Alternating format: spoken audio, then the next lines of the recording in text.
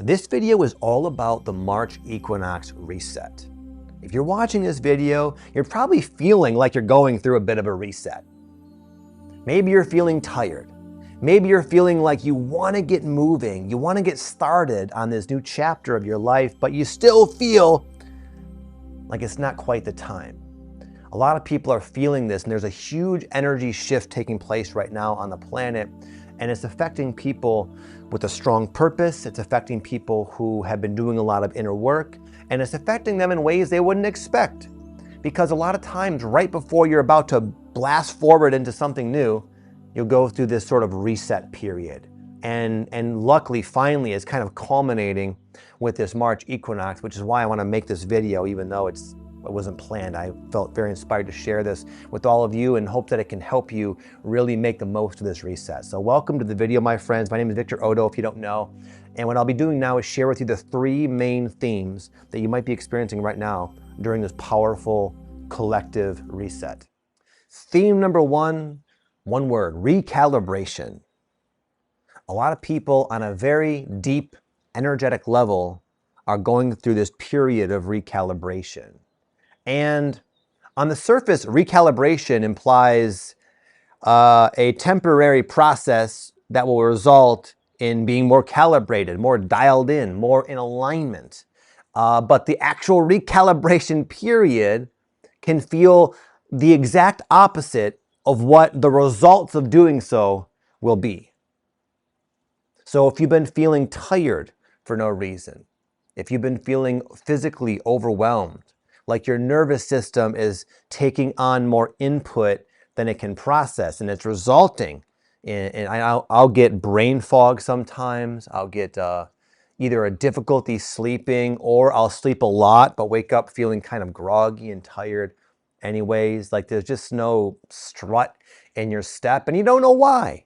Maybe you haven't been doing anything wrong, you haven't been overexerting yourself, and nonetheless, you've been feeling the physical symptoms of this recalibration. Well, I have been continually amazed personally at how the astrology does, at least for me, seem to impact me on a very tangible, obvious, physical level.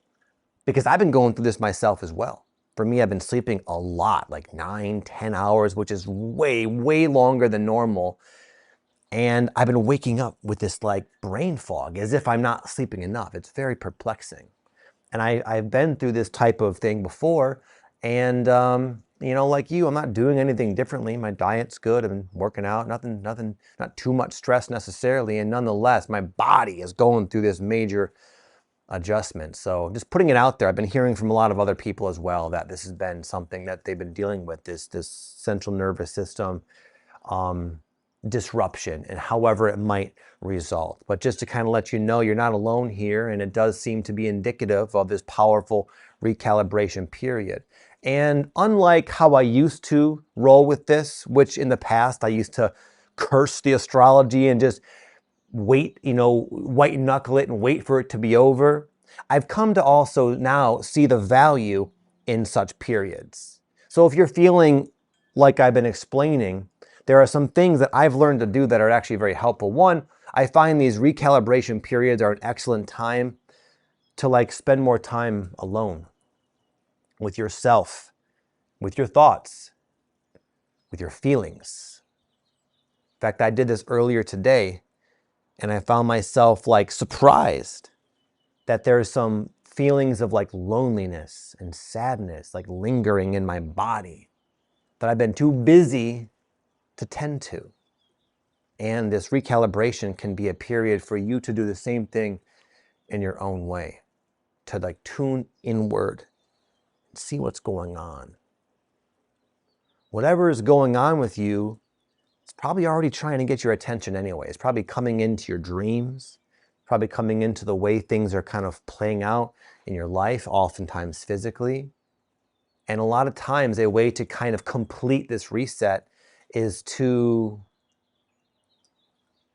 acknowledge some of the things that are perhaps causing it. I'm not sure if I think that the astrology just causes this type of thing, or if it brings awareness to parts of ourselves that are causing this need to recalibrate, this awareness of being uncalibrated. And I found that when I can get to the bottom of what's causing the lack of calibration, then oftentimes I find myself just getting back to baseline rather effortlessly. But I have to get the lesson. I have to glean the message. You know, sometimes these periods will hit me when I'm trying to do too much at once, when I'm overwhelming myself. It's not the astrology. The astrology is making me aware that I'm doing too much unnecessarily. The astrology is coming here sometimes to magnify our self-created imbalances and showing us like it doesn't have to be that way. You don't have to be stressed out. You don't have to be out of sorts. You're kind of doing it to yourself. And when you can sort of own that, like, okay, you know what, maybe there is some astrological thing happening right now, but at the same time, I also create my own reality, don't I? Most of us believe that. So where's my role in all this? Where's your role in all this? A lot of times, going with fatigue, it is a helpful message to me that I could be doing something more efficiently or doing something better. In fact, as an example, I remember one time when I was building up my personal training gym and I was feeling burnt out, feeling fatigued, running the whole business myself, training the clients, doing the marketing, doing the sales, doing everything. And I kept having this sort of inclination that, for one, I can't sustain this. I'm going to pretty soon have to hire somebody. But because I had fears around hiring somebody, I thought, you know what, the clients might not like them as much as me, and they might drop off. Or maybe they're gonna, injure one of my beloved clients. A lot of the people I worked with, I've known for years, and they were friends of mine. I didn't want to just put them in anybody's hands, Nonetheless, my body was saying, regardless of your thoughts about the matter, it is time.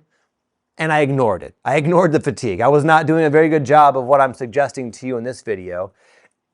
And eventually that fatigue culminated and resulted in even more problems. In fact, I developed golfer's elbow, which is kind of a rare tendonitis condition, not typical of like younger people. I was like, I don't know, late 20s, maybe early 30s, something like that.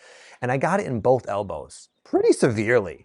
And even still, I didn't get the message. What I did is I went online. I tried to figure out what to do. I had bands for both my elbows, still being very stubborn, trying to ice them and apply heat to them and rest them and this and that. And it was my body saying, listen, you're doing more than you have to do. This is not sustainable. What do you need next? You need to injure your back, bro? What's going on here?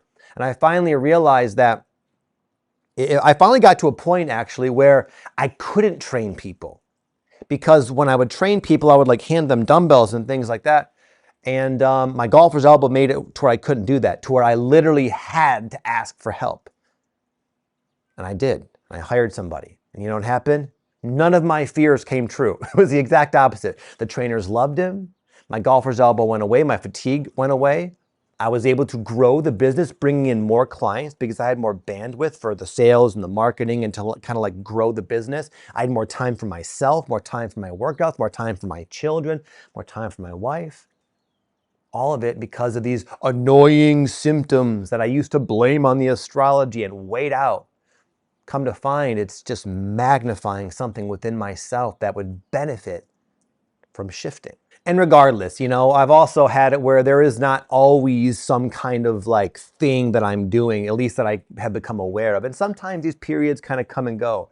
And what I found is like this recalibration type of energy, it will regardless result in you being more calibrated.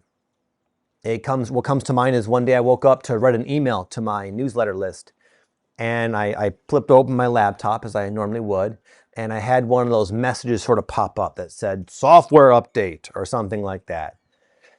And I've been putting it off for a long time. So finally I was like, whatever. And I clicked OK. And then sure enough, the computer shut down. And then what came up was that little like a column with a very slow traveling bar that seemed like it said 19 minutes remaining, 18 minutes remaining, 26 minutes remaining. It would go up. And I was like, oh my God, how I felt so impatient. I was so frustrated.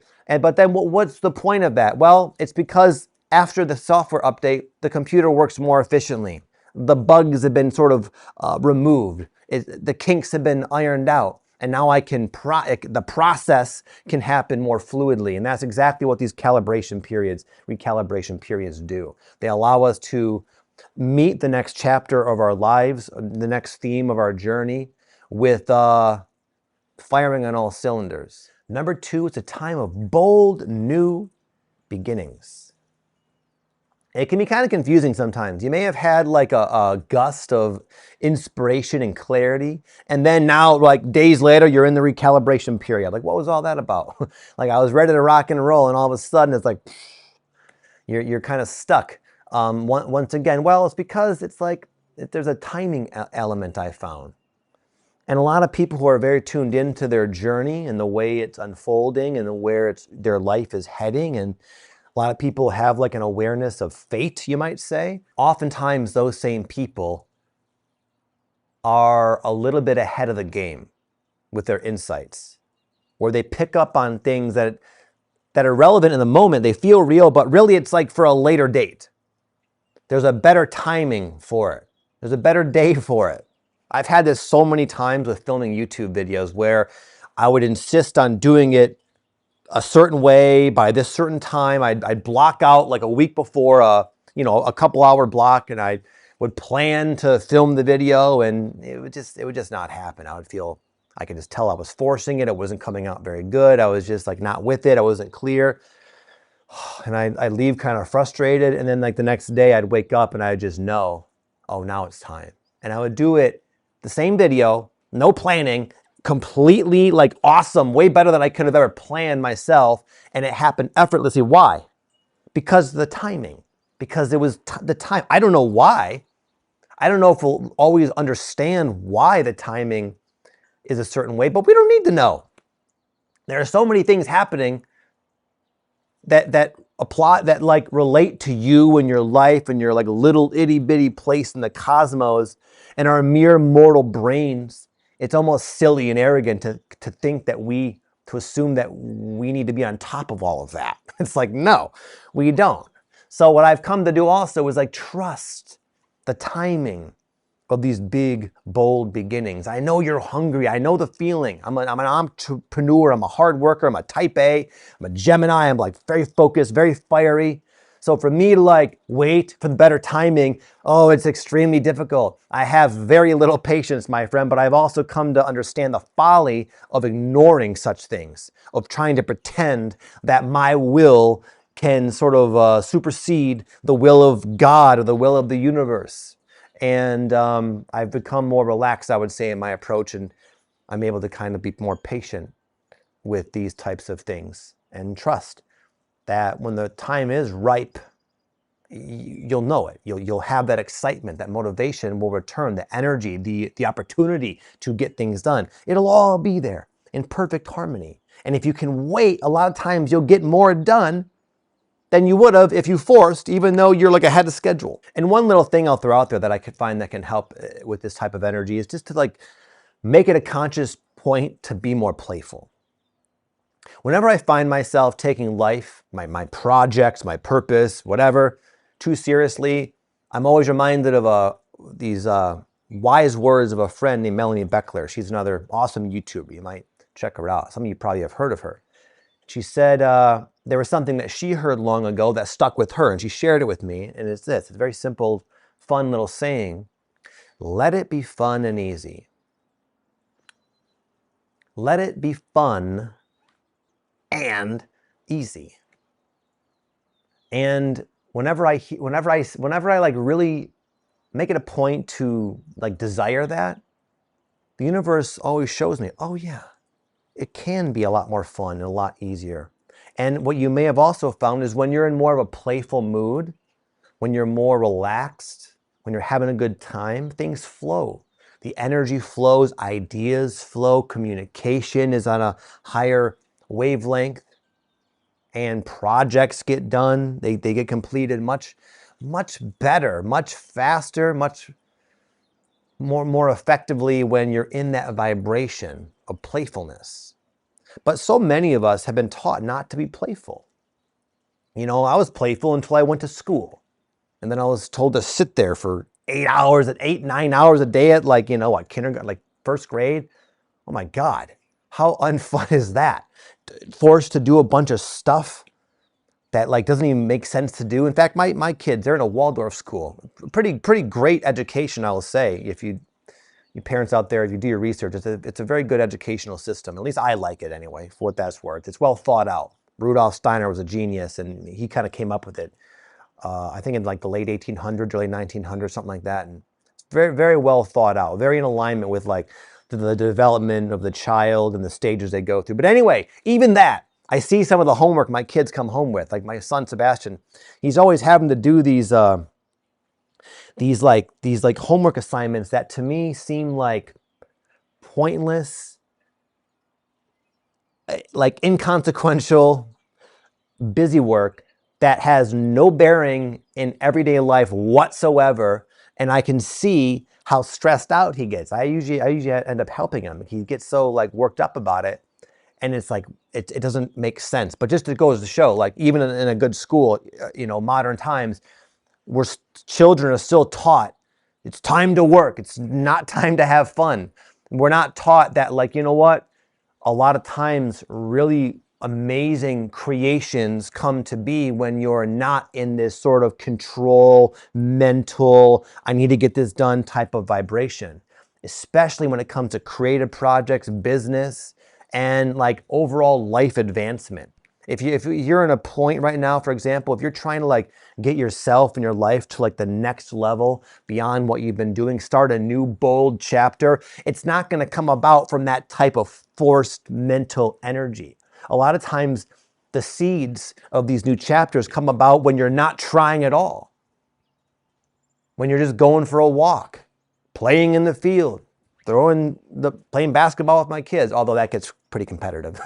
Bad example, but you know what I'm saying. And in fact, I've had it so many times where I've been stuck in my business and then I would force myself to take a day off and go hang out. In fact, I'm doing that on Monday with my friends are going to come by and play some pickleball. And I always walk away with renewed energy, renewed enthusiasm, more inspiration, lots of awesome, like really good, solid ideas. And right now, if you're recalibrating anyways, why not? Why not make some time to just go have a good time and then see what comes through? And then finally, it's an energy of rebirth right now. And that's why you feel off. You know what comes to mind is the new Spider-Man movie. My family and I are really into Marvel movies. And there's a new Spider-Man movie with that one kid. I can't think of his name. Doesn't matter. Anyways, there's kind of a cool theme in the movie that does apply to the video, I promise you. And it's that of, at least it says in the movie, there are 3 stages of a spider's life. And each stage, as they're kind of transitioning between one and the next, they go through a short period where they're very vulnerable. They're very weak, very susceptible to attack. But the spiders that can sort of make it through this rebirthing process, they come out stronger and better and more powerful as a result. So that's what a lot of us are in right now. There's been a lot of preparation for this. And rather than some type of graduation type of experience, it's kind of like you dip down even further. Now you're fatigued. Now your nervous system's burnt the heck out. Now you feel like you had it in your hands, the seeds of your new life, and now it's gone again, and you're dipped down and you're not feeling quite right. Well, that's like the nature of the rebirth. And just knowing that can allow us to be a lot more like gentle with ourselves, more playful with ourselves, and sort of just like wait it out. We're not going to always feel like this. This is part of something greater. And oftentimes, when you feel like that, it's also, there's like an opposing, like nature has like these opposing results to this type of like contraction. What comes to mind, better put, what I'm trying to say, is the Golden 13. You know what the Golden 13 is? I just read about it today in this one of my books here. It's about the first 13 African Americans to become Navy officers. It was during World War II, and there was a lot of political different things going on. And even though up until that point they weren't allowed, In the Navy, hardly at all. There were 13 random people from all over the country that were brought in and almost set up to fail. They were given half the time to learn the material. They were, as you can imagine, they were treated very poorly. Bigotry was still a huge thing back then. They were literally like, it was something like they had to do, the government, but also they wanted to like prove a point, and they set these men up to fail. But you know what happened? These men, they crushed it. They band together in this sort of circumstance where it seemed like impossible. Imagine going to train to be a naval officer with all that that negative type of energy being directed at you from all angles, and you're given literally 50% of the time to learn the training, to learn the materials, and to pass the test. Well, these people, they literally did better than anybody else. They got almost a 4.0. In fact, they did so good, they were accused of cheating and had to do it again, and guess what? They did even better the next time. And what happened was these 13 men, they band together, and they started these like study groups, and when everybody else was sleeping, what they would do literally is they would like put up these drapes in their bathroom so no one could tell the lights were on, and they would sit there and they would like huddle together and they would quiz each other, and they found out who was the expert in different fields, and they would all kind of teach each other. But the point is, there's something that can happen. Just like with the spiders, there's this evolutionary adaptation that can happen when kind of backed into a corner, when being given a situation that seems insurmountable. That's when new attributes, that's like what it takes sometimes for this like new badass version 2.0 of you can kind of come online. And that's also another benefit, I would say, of this like rebirthing process, which sounds kind of like a miserable experience, but it is in a way, but it has a purpose to it. There's a point to it. It forces you to pull from parts of yourself that you didn't even know were there. It forces you to grow. It forces you to expand the way you think, the way you see the world, the way you see yourself, and helps you become aware of your true capabilities. And then imagine how much better your bold beginning is going to be with all of this in mind. A reset nervous system, ironing out the kinks in your life, being able to identify the things you're doing that are holding you down unconsciously, and now they're conscious, and now you can deal with it.